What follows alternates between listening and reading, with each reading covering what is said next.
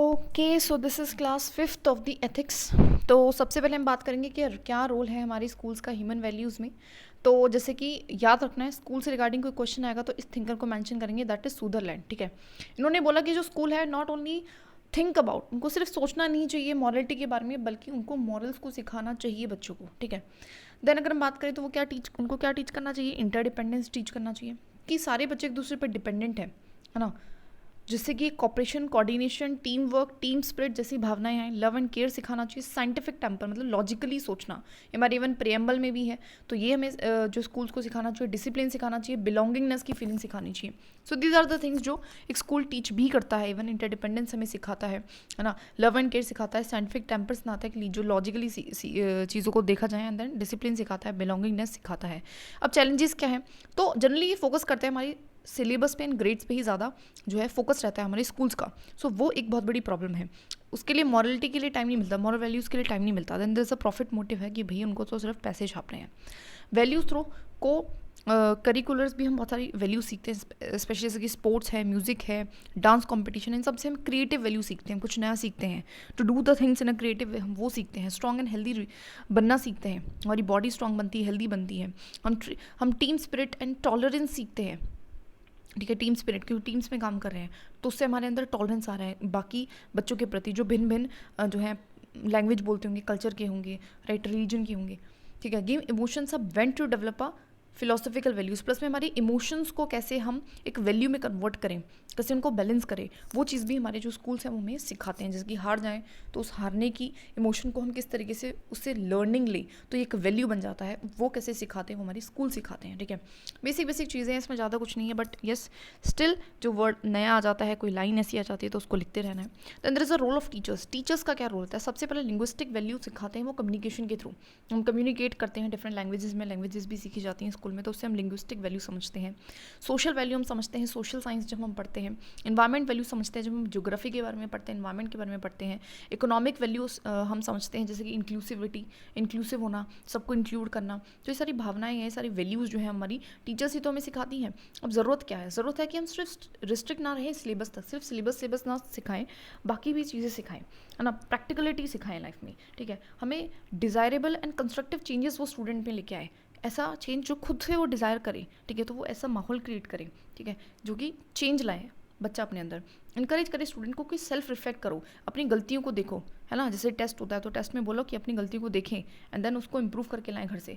तो इस तरीके से क्रिएट पॉजिटिव क्लासरूम का इन्वायरमेंट जो है वो क्रिएट करना चाहिए। Fire the imagination and inspire the hope, very important. Fire imagination मतलब आपके अंदर आपको एक बताए, जब बच्चे को बताएगा कौन, टीचर तो बताएगा कि एक जैसे कि आईएएस ऑफिसर होता है उसके बारे में बताएगा, तो उसको पता चलेगा कि अच्छा अच्छा एग्जाम देना है, या इंजीनियर या डॉक्टर। तो एक इमेजिनेशन को फायर वही करवाएंगे, इंस्पायर करेंगे, होप देंगी कि अगर मेहनत करोगे तो अच्छा होगा। ठीक है, create love for learning, learning को मज़ेदार बनाएं, है ना, सो दैट बच्चों को वो बर्डन ना लगे, वो उनको पसंद करें। मोटिवेट करें टू ट्रेन सेल्फ, अपने आप को सेल्फ कैसे ट्रेन करना है। ठीक है, गलती होती है तो उसको सुधारना कैसे है, टीचर को भी ट्रेनिंग दें सारी चीज़ों की। सो ये सब कुछ हमारी ज़रूरतें हैं जो हम और ज़्यादा कर सकते हैं। ठीक है, नाउ चैलेंजेस क्या है, देखिए रेजिस्टेंस है फ्रॉम द स्टूडेंट। बहुत सारे बच्चे होते हैं जो खुद ही कुछ सीखना नहीं चाहते हैं, तो खुद से रेजिस्टेंस करते हैं। Then there is a time and syllabus, ज़्यादा टाइम कम है, बच्चे को सिलेबस पे ध्यान देते हैं। देन पेरेंट्स कॉन्फ्लिक्टिंग वैल्यूज़, मतलब पेरेंट्स कुछ और सिखा रहे हैं, घर से कुछ और बच्चा सीख के आएगा तो सिर्फ स्कूल में तो नहीं सीख पाएगा। Then there is a lack of resources of infrastructure, resources की, इंफ्रास्ट्रक्चर की भी कमी होती है इन चीज़ों में दिखाने में। Then there is a role of society, society कैसे हमें ह्यूमन वैल्यूज सिखाती है। सो सबसे पहले एक पॉजिटिव इन्वायरमेंट हमारे लिए क्रिएट करती है, हमें रिफ्लेक्ट कराती है हमारी वैल्यूज़ की कि क्या सही है क्या गलत है। प्रोवाइड करती है फ्रीडम टू इंडिविजुअल्स को हक देती है, अधिकार देती है। एक्सप्लेन ट्रेडिशनल वैल्यूज़ को भी समझाती है, इसके एपिक्स के थ्रू, रामायण महाभारत, और उनसे भी हमें वैल्यू सिखाती है ना। रामायण से हम क्या सीखते हैं, फैमिली वाली वैल्यू सीखते हैं, है ना। महाभारत से हम क्या सीखते हैं कि सच और झूठ, है ना, सत्य असत्य, धर्म अधर्म। मीडिया से हम अवेयरनेस हमें बहुत सारी चीज़ों का पता चलता है कि वर्ल्ड में क्या हो रहा है ना। बहुत सारी अच्छी चीज़ें, बुरी चीज़ों से हम अवेयर हो सकते हैं, अच्छी चीज़ों को हम और प्रमोट कर सकते हैं, अपनी लाइफ में लेके आ सकते हैं। डिसअप्रूव करता है unethical behaviour such as honour killing वगैरह को भी, जैसे कि एक सोसाइटी है उसको पता है सोसाइटी में ये चीज़ गलत है, जो कि जेनुअनली गलत है ना, इसलिए हमारी ह्यूमन वैल्यूज़ को वो करती है। फैमिली हमारी ह्यूमन वैल्यूज़ को इन्फ्लुएंस करती है। कल्चरल इवेंट्स वो डेवलप करते हैं, respect, tolerance and appreciation for diversity के लिए। ठीक है, तो बहुत सारे कल्चरल इवेंट्स में क्या होता है कि सबको लो और कल्चरल इवेंट को सेलिब्रेट करो, अलग अलग टाइप के लोगों को बुला रहे हैं, सब आ रहे हैं, सेलिब्रेट कर रहे हैं, तो टॉलरेंस की भाषा वहाँ पे आती है। तो ये सारे हमारी सोसाइटी का रोल है, तो सोसाइटी में बहुत कुछ सिखाती है, ठीक है। Then there is a role of parents. अब पेरेंट्स का क्या रोल है? सबसे पहला है non formal education at home. सबसे इंपॉर्टेंट यही है कि एक तरीके की नॉन फॉर्मल एजुकेशन घर पे ही बच्चे को कौन देता है? पेरेंट देते हैं। होम कहते हैं ना फर्स्ट स्कूल है, एंड पेरेंट फर्स्ट टीचर है, ऐसा भी हम कहते हैं, ठीक है। दे पेस्टोलॉजी, ये पेस्टोलॉजी नहीं बोला है, ठीक है। तो पेस्टोलॉजी को नाम को याद रखना है, pestology, pestology, P for parent, P for pestology, इसको ध्यान रख लेना, ठीक है। उसने क्या बोला है कि होम हमारा फर्स्ट स्कूल है, पेरेंट हमारे पहले टीचर हैं। बात करते हैं चैलेंजेस की। तो अब देखो बहुत सारे चैलेंजेस आज के टाइम पे, सोशल मीडिया, बच्चे को हाथ में फ़ोन होता है, तो उनका उसका इन्फ्लुएंस फैमिली, माता पिता वाला इन्फ्लुएंस कम होता है, ज़्यादा सोशल मीडिया का है आज के टाइम में। न्यूक्लियर फैमिलीज़ हो रही हैं, तो वो जो जॉइंट फैमिली है, टॉलरेंस है, वो सारी वैल्यूज़ कहीं ना कहीं खोती जा रही है। जनरेशन गैप है ना, जनरेशन गैप है, उसकी वजह से कम्युनिकेशन गैप है, थिंकिंग का गैप है, एक्ट का गैप है, बिहेवियर का गैप है, उससे प्रॉब्लम्स आती हैं। आउटसोर्स की जाती है, बहुत सारी महिलाएं जो हैं, क्योंकि वो काम कर रही हैं बाहर जाके, तो वो क्या करती हैं? आउटसोर्स कर देती हैं केयर को। Then there is a harsh and regressive measures भी, बहुत सारे जो पेरेंट्स हैं, बच्चा नहीं पढ़ रहा तो उसको मारेंगे, तो इस तरीके के रिग्रेसिव मेजर्स भी लेते हैं, तो वो कहीं ना कहीं क्या है? एक चैलेंज है, ठीक है। All these are the challenges. ना बात करें ज़रूरत क्या है, तो ज़रूरत है डायनेमिक पेरेंटिंग। इसका मतलब है कि थोड़ा सा अलग होकर पेरेंटिंग करो। हर एक बच्चे की नीड अलग होती है, हर एक बच्चा अलग होता है, प्लस में अब टाइम भी बदल रहा है, तो हमें डायनेमिक पेरेंटिंग की तरफ ध्यान देना चाहिए। Give child sense of inner peace, plus में उसको इनर पीस सिखाओ कि कैसे बाहर कुछ भी हो रहा हो, आपको अपने अंदर का एक पीस कैसे बनाना है, तो वो बहुत इंपॉर्टेंट है। अवेयरनेस दो ट्रुथ की, सच क्या है, सच्चाई बोलना सिखाओ, ऑनेस्टी सिखाओ, खुद भी सच बोलो उसके सामने। सेंस ऑफ रिस्पॉन्सिबिलिटी उसको आनी चाहिए, उसको रिस्पॉन्सिबल से सिखाओ कि तुम्हारी रिस्पॉन्सिबिलिटी है। Talk and discuss issues, communication gap मत होने दो, बैठो और बात करो, है ना। टीच द डिसिप्लिन, डिसिप्लिन सिखाओ बच्चे को। Encourage to build the confidence, उनका कॉन्फिडेंस बिल्ड करो। उनको नेगेटिव बातें मत बोलो, उनको पॉजिटिव बोलो कि yes you can do it, है ना। बहुत सारे पेरेंट्स होते हैं, बच्चों को बोलते रहते हैं कुछ नहीं होगा, एस्पिरेंट्स से उनको बोल देते रहते हैं, तो वो एक गलत चीज़ है, ठीक है। सेंस ऑफ बिलोंगिंगनेस उनके अंदर लेके आओ, अंदर प्रोवाइड द कल्चरल एक्सपीरियंसेस, उनको दो कल्चर, ट्रेडिशन, इन सारी चीज़ों के बारे में भी उनको बताओ, और उनसे भी चीज़ें, उसको वैल्यूज़ को इन्फ्लुएंस करो, वैल्यूज़, अच्छी वैल्यूज़ उनके अंदर इनकलकेट करो। एडमिनिस्ट्रेशन की अगर मैं बात करूँ, एडमिनिस्ट्रेशन में वैल्यूज़ का क्या रोल है? सबसे पहले चैलेंजेस क्या है? देखिए हमारे यहाँ पे करप्शन है, नेपोटिज्म है, फेवरेटिज्म है ना। पार्शियल एडमिनिस्ट्रेशन, हमने बताया था पार्शियल एडमिनिस्ट्रेशन का मतलब क्या होता है? दैट मीन्स आधा अधूरा, काम नहीं करता अच्छे से, बोलता ज़्यादा है, करता कुछ है, गैप है थ्योरी में, प्रैक्टिस में, ठीक है। फोकस ज़्यादा से ज़्यादा स्किल पे करता है सिर्फ और सिर्फ, ठीक है। अब इसके सोल्यूशन हमने देखे, सोल्यूशन क्या है? राजा गोपालचारी कहता है individual purity of character for national character. इसको ध्यान रखना, किसने कहा है? राजा गोपालाचारी ने बोला है कि देखिए इंडिविजुअल की प्योरिटी करो, जिससे कि हमारा नेशनल कैरेक्टर इंप्रूव हो। मतलब अगर हर एक पर्सन, हर एक इंडिविजुअल अपने आप को इंप्रूव करेगा, तो उससे ऑटोमेटिकली क्या हो जाएगी, दैट इज हमारी पूरी सोसाइटी इवॉल्व होगी, नेशनल कैरेक्टर अच्छा होगा। रियल ट्रांसफॉर्मेशन एज ह्यूमन, जो कहते हैं पब्लिक सर्वेंट को आप सबसे पहले उसके मतलब एज अ ह्यूमन उसका ट्रांसफॉर्मेशन करो, just not only as a public servant. जब वो एज अ गुड ह्यूमन होगा, तो वो as a good public servant भी होगा। वैल्यू सिखाओ रेदर देन एथिक्स। एथिक्स एक कोड है, वैल्यूज़ एक तरीके से इंटरनल चीज़ होती है, तो इंटरनल है ऐसी चीज़ जो मैं खुद मान चुकी हूँ, हाँ मुझे ऐसा ही बिहेव करना है, सो वो वैल्यू सिखानी चाहिए, है ना। Ethics is still a code. Harmonise करो इनवर्ड जर्नी को सेल्फ रिफ्लेक्शन के साथ, है ना। मतलब क्या है कि इनवर्ड जर्नी, अंदर जो चल रहा है उस चीज़ को हार्मोनाइज करो, और सेल्फ रिस्पेक्शन देखो कि आप यही चाहते थे लाइफ में, क्या यही करना चाहते थे, यही कर रहे हो, तो ये चीज़ें होनी चाहिए। ट्रेनिंग दो, है ना। डिसिप्लिनरी मेजर सिखाओ। Promote gender, ethnic and cultural diversity को भी प्रमोट करो, ठीक है, एडमिनिस्ट्रेशन में। सिटीजन एंगेजमेंट बनाओ, थोड़ा सा सिटीजन की तरफ भी सोचो। अकाउंटेबिलिटी, ट्रांसपेरेंसी, रिस्पॉन्सिव बनाओ, सो बेसिक चीज़ें। एंड एम्पैथिक वर्क कल्चर होना चाहिए। ऐसा नहीं होना चाहिए कि कोई काम से आया और उसको रूडली जो है, एक ब्यूरोक्रेट जो है वो रूडली बात कर रहा है उससे, तो वो चीज़ नहीं होनी चाहिए, है ना। तो एम्पैथिक वर्क कल्चर होना चाहिए। और प्लस में be the change you want to see. और एक ब्यूरोक्रेट को कैसा होना चाहिए कि अगर उसको कुछ बदलाव लाना है सिस्टम में, तो उसको सबसे पहले खुद से शुरू करना पड़ेगा। विवेकानंद की कर्ली डॉग टेल भी यही कहती है कि डॉग की टेल को कितना ही बांध के रख लो, पर वो कर्ली ही रहेगी, वो सीधी नहीं हो पाएगी। क्यों? क्योंकि अनलेस एंड अनटिल आप खुद मतलब क्या है कि बाहर को आप नहीं बदल सकते हो, you can't change the other person unless and until. अगर आप चाहते भी हो बदलाव, तो खुद से शुरू करो, मेन इसका ये था, ठीक है। ना आप कुछ फिलोसफीज़ हैं जो हमारी थिंकर्स ने दी हैं, उसमें से सबसे पहले बुद्धा है। इंपॉर्टेंट है, बहुत ज़्यादा इंपॉर्टेंट है, और बहुत जगह यूज़ हो सकता है। सबसे पहले उन्होंने कुछ 3 यूनिवर्सल ट्रुथ बताया। उन्होंने बताया एवरीथिंग इज़ इम्परमानेंट। वो कहता है कि कुछ भी परमानेंट नहीं है, इंसान भी नहीं है, नेचर भी नहीं है। एक पेड़ है, उगा है, टूटेगा, है ना। जानवर है, जन्म लिया है, मरेगा। इंसान है, मरेगा, ठीक है। तो एवरीथिंग इज इम्परमानेंट। वो कहते हैं कि इम्परमानेंस लेट्स टू सफरिंग, इस वजह से लोग परेशान हो जाते हैं, है ना। उसके बाद ह्यूमंस कहते हैं कि ह्यूमंस भी कॉन्स्टेंटली चेंज हो रहे हैं, वो भी बदल रहे हैं, ऑफ कोर्स बेसिक चीज़ें है, तो ठीक है। तो ये 3 यूनिवर्सल ट्रुथ है। फिर उसके बाद 4 नोबल ट्रूथ उन्होंने बताया कि सफरिंग जो है वो एग्जिस्ट करती है, मतलब सब दुखी हैं, दुखी क्यों है, बिकॉज ऑफ द डिज़ायर्स हैं। एंड उन्होंने बताया फिर कि आप उसको ओवरकम कर सकते हैं, ऐसा नहीं कि ओवरकम भी नहीं किया जा सकता। ओवरकम करने का तरीका क्या बताया, that is a 8 fold path, आप अपनी सफरिंग्स को ओवरकम कर सकते हो इस तरीके से। सबसे पहले देख लेते हैं 8 फोल्ड पाथ क्या है। राइट व्यू, सही देखो, राइट रिजॉल्व, सही चीज़ों को रिजॉल्व करो, टाइमली करो। राइट स्पीच, सही बोलना है, सही एक्शन लेना है। राइट लिवलीहुड, अपनी अर्निंग को भी honest earning and honest living, वही सिखिज्म वाला ऑनेस्ट रखना है। राइट एफर्ट करो, हर चीज़ में आपको कुछ पाना है, आपको उसके लिए एफर्ट करने पड़ेंगे, सही एफर्ट करने पड़ेंगे। Right mindfulness, mindfulness very important. आपको माइंडफुलनेस मतलब आपको माइंड, प्रेजेंस ऑफ माइंड आपकी होनी चाहिए। Every time you act, you decide, you do anything, you think anything, तो सब उसमें। एंड राइट कंसंट्रेशन, आपका कंसंट्रेशन भी सही जगह पे होना चाहिए अगर आप कुछ अचीव करना चाहते हो। ये सारी चीज़ें ऐसी है कि एक एस्पिरेंट की लाइफ में भी चल जाएंगी। View, resolve, speech, action, livelihood, effort, and these are all that can be use in case studies, it can be use in normal answers. तो बहुत इंपॉर्टेंट है, इनको थोड़ा सा लिख लेना। All important, right view, right resolve, right speech, right action, right livelihood, effort, mindfulness, concentration.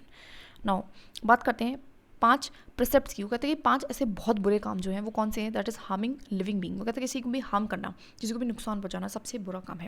यानी it talks about taking what is not given, जो तुम्हें दिया नहीं है अगर आप वो तुम ले रहे हो तो वो भी एक गुनाह है। Then there is a sexual misconduct, किसी के साथ नहीं करना है, वो भी गुनाह है। And then there is a false speech, झूठ बोलना, फॉल्स स्पीच, लोगों को भड़काना, मैनिपुलेशन, ठीक है। एंड इंटॉक्सिकेशन, जहर देना किसी को, वो भी क्या है हमारा एक तरीके से क्या है, दैट इज गुनाह है, ठीक है। एप्लीकेशन कहाँ पे कर सकते हो आप, अपने ग्रीड एंड करप्शन को काउंटर करने के लिए, पीसफुल कॉन्फ्लिक्ट रेजोल्यूशन के लिए, दैट इज माइंडफुलनेस, है ना। माइंडफुलनेस, कॉन्फ्लिक्ट रेजोल्यूशन में आप इसकी हेल्प कर सकते हो कि जब कॉन्फ्लिक्ट आप रिजॉल्व कर रहे हो, ठीक है, तो आपको कैसा होना चाहिए, किसी पब्लिक सर्वेंट को कैसा होना चाहिए, माइंडफुलनेस उसके अंदर होनी चाहिए। बात करते हैं महावीरा की, ये भी बहुत इंपॉर्टेंट है कि 5 बहुत पता है, नॉन वायलेंस करो, सच बोलो, कुछ चुराओ मत, कोई पोजेस मत करो, जिसको सेलिबेसी को अपनाओ। देन वो बात करते हैं कि सेल्फ रिस्ट्रेंट, अपने आप को रोको against the pleasures to achieve the inner peace. अगर बहुत ज़्यादा प्लेजर्स में इंडल्ज हो जाओगे, वही वाली चीज़ है कि बाहरी दुनिया के प्लेजर से अगर आप खुश हो जाओगे, माया में पड़ जाओगे, तो फिर दिक्कत होगी आपको, ठीक है। तो बोल रहे हैं कि सेल्फ रिस्ट्रेंट अपने आप को करना चाहिए। 3 रत्नास कहीं भी यूज़ हो सकते हैं, वही अपना right faith, right knowledge and right conduct. अपने कंडक्ट को अच्छा रखो, अपने नॉलेज को अच्छा रखो, आपको समझ अच्छी होनी चाहिए, एंड देन आपको फेथ भी होना चाहिए, सही विश्वास, ठीक है। फिर उन्होंने एक चीज़ बताई, दैट इज अगर होता क्या है कि अगर आपको अटैचमेंट है तो फिर आपको गीड आता है, किसी आपको अटैचमेंट है किसी, लाइक आपको ब्रांड से अटैचमेंट है, मतलब ब्रांड वाले कपड़े पहनते, फिर आपको लालच आएगा, आपकी डिज़ायर उगेंगी, फिर आपको डिल्यूजन होगा, देन उसकी वजह से आप गलत काम करोगे, देन आप मिजरी में जाओगे, फिर आप अच्छा फील नहीं करोगे लेटर ऑन, ठीक है। सो इट्स लाइक दैट, ठीक है। Now inner beauty of soul versus materialism की बात करते हैं। वो कहते हैं कि जो 2 लोग हैं, दुनिया है, वो किस पे खुश हो रही है, मटीरियल्स पे, है ना। लेकिन इंसान को इनर ब्यूटी ऑफ सोल पे, मतलब अंदर से खुश होना चाहिए। सबसे पहले आई हैव टू बी, एक होता है ना कि मर्सिडीज़ में भी लोग बैठ के रो रहे हैं, क्यों रो रहे हैं, बिकॉज वो उनकी इनर ब्यूटी ऑफ सोल है ही नहीं, है ना। वो बहुत ज़्यादा मटीरियल्स में फंस चुके हैं, सब कुछ है उनके पास, तब भी वो कुछ नहीं है। तो खुशी सबसे पहले, इनर पीस कहाँ से, इनर ब्यूटी कहाँ से, अपने अंदरूनी है, ठीक है। उनकी बात करेंगे कौटिल्य की। कौटिल्य कहते हैं, दैट इज़, सबसे पहले उन्होंने बुक कौन सी लिखी, अर्थशास्त्र। तो काफ़ी जगह पे हम इनको कोट कर सकते हैं, तो बस ध्यान रखना है। सिटीजन्स के बारे में बोलते हैं कि अलाइंस टू द स्टेट, एक सिटीजन का कर्तव्य ही होता है अपने स्टेट के साथ अलाइंस करना।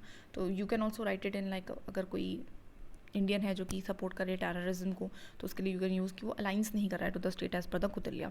नेशनलिज्म सबके अंदर होना चाहिए, प्लस में बाउंड्री नेशनलिटी। बाउंड्री नेशनलिटी का मतलब क्या होता है, देखो सिंपल सा मतलब है कि जो पीपल है वो डिसीजन तो ले लेते हैं, लेकिन उनका जो डिसीजन है वो टाइम एंड इन्फॉर्मेशन से लिमिटेड है। उनके पास इतना टाइम नहीं है, ना ही उनके पास इतनी इन्फॉर्मेशन है, नहीं इतनी समझ है।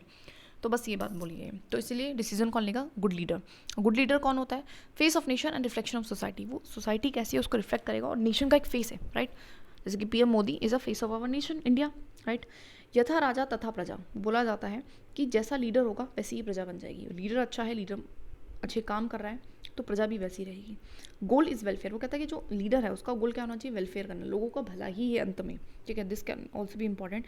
एंड वेस्टफुल एक्सपेंसेस ना करना, तो ये भी आप केस स्टडी वगैरह में यूज़ कर सकते हो, ठीक है। अलग अलग जगह पे, जैसे कोई करप्शन कर रहा है ना, वेस्टफुल एक्सपेंस है, कोई फालतू के खर्चे कर रहा है, कोई मिनिस्टर है, गोल वेलफेयर का है, तो आप देख सकते हो। करप्शन के लिए उसने बोला कि स्पाइस रखो, फ्रीक्वेंट ट्रांसफर्स करो, तो दिस कैन ऑल्सो भी यूज इन करप्शन, करप्शन के फॉर्म में आप यूज़ ही कर सकते हो इसको, तो कि स्पाइस रखना, फ्रीक्वेंट ट्रांसफर्स रखना, ऐसा सोल्यूशन आप लिख सकते हो ना कि studies as per the Kautilya, इस तरीके से करके, ठीक है,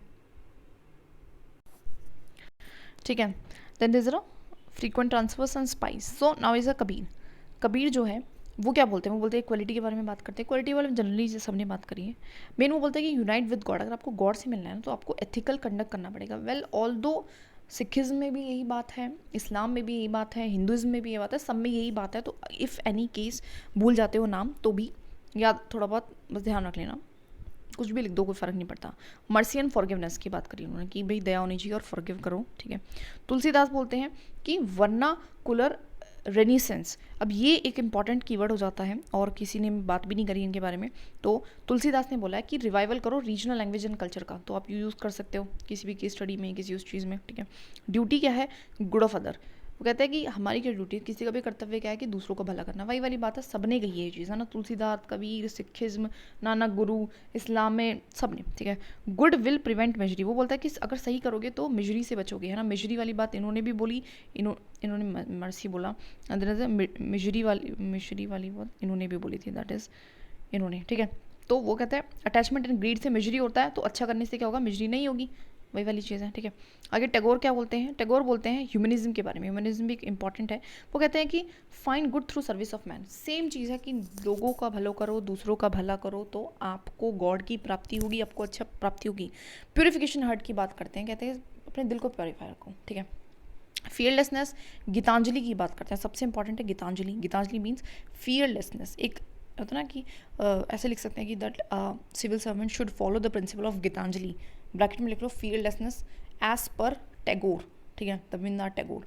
provide freedom to exercise and right, वो एक तरीके से हमें फ्रीडम देता है। वो कहता है कि सबको, एक इंडिविजुअल को फ्रीडम होनी चाहिए एक्साइज करने की एंड राइट करने की, एक्साइज द राइट मतलब वही।